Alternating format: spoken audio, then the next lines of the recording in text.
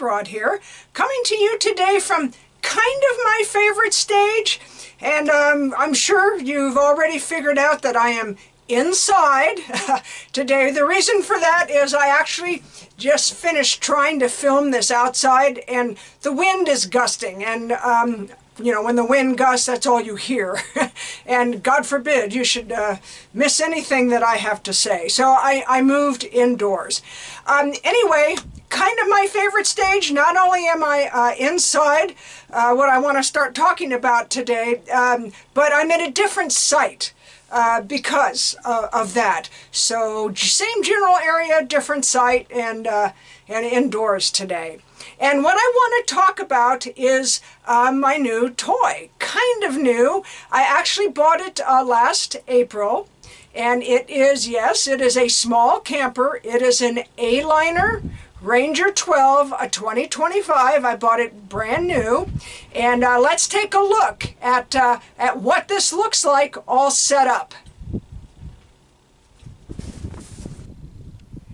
So this is my Aliner Ranger 12 camper that I bought. So I'm out of the tent and into a camper. Why? Well, because I'm getting older and I wanted a little more comfort. In particular, if it were really cold and windy out, I wanted to be inside and not sitting in the car, which is where I've wound up in the past, in the tent. So that was one of the primary drivers. Now, let me just pan, because I want you to see right there. That is what I tow it with.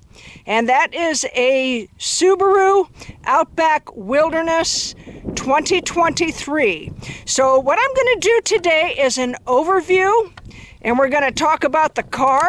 We're going to talk a little bit about the camper, and I'll try and keep it short and sweet, and we'll go into more detail in subsequent episodes.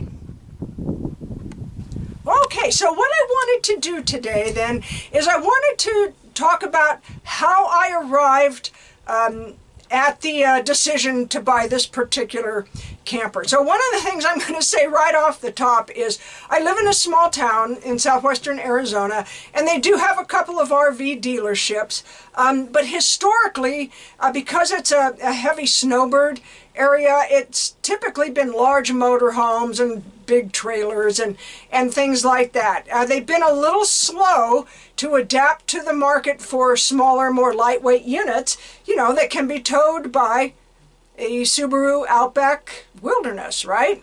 So I was driving down the freeway, and I happened to see that they had A-liners on the lot. They had like 4 of them.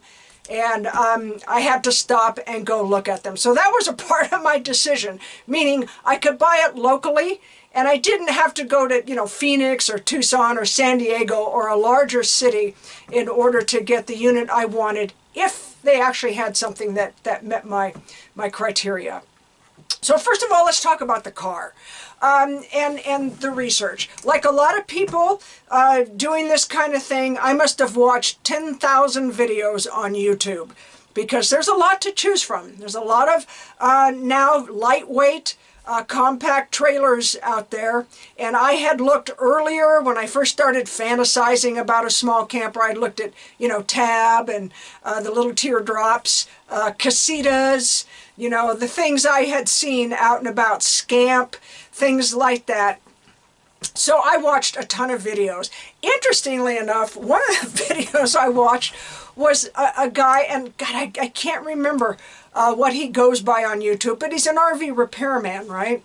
And I watched this little video that he did, and he said one thing that I thought was pretty astute, and I've never forgotten. He said, basically, all RVs are cheaply made. And I thought, okay, that takes care of a big piece of it right there, because I already knew I can't afford Airstream, right, which is probably the top of the line RV. So with that little piece of insight and information, it kind of helped me feel better about what I was looking at and my little search.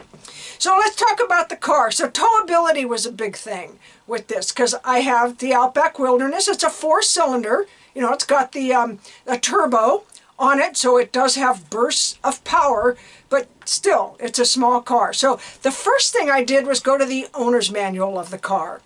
And when I looked in the owner's manual, I found out a couple things. First of all, the towing weight limit is 3,500 pounds.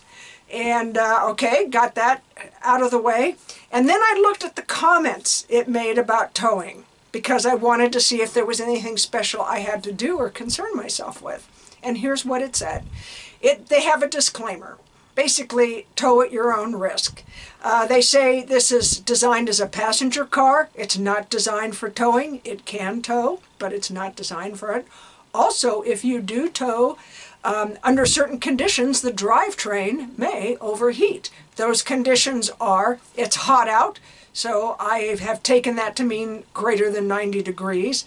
You're under stress, meaning going up a hill, let's say, and you're running the air conditioner. So doing all those things at once could be a problem.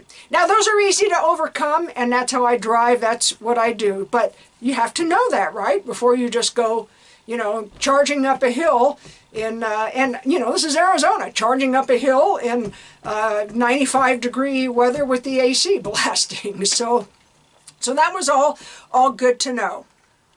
So this unit, now I have to look at the weight of the units I'm interested in. This unit dry is 1,800 pounds, and I wanted to be well under that 35. I certainly didn't want to be pushing the limit. Why?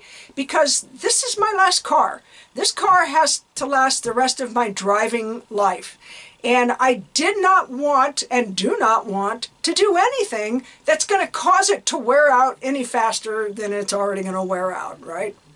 So the weight was a big deal for me. So this is 1,800 pounds dry, and I know it doesn't come close to 35 when I load up. So that was another consideration. Also with regards to towing, when it is fully collapsed, because this is a hard-sided pop-up, it's actually lower than the roof of the car. So it tows really, really easily, really, really nicely. Like a lot of newer cars, the Outback has a backup camera, so I can easily hook it up myself. All I got to do is watch the camera, and I've done that multiple times. Also, I used to, years and years ago, I actually had a commercial driver's license in California, and so I was towing big, heavy trailers, things like that. So I've had that under my belt, and you know, all that came rushing back now when I'm, you know, driving around with a camper. I can tell you just, and a couple of hints for this kind of thing, if you're interested, I don't drive over 55. Now in California, that's the speed limit. I think in Arizona it's 60.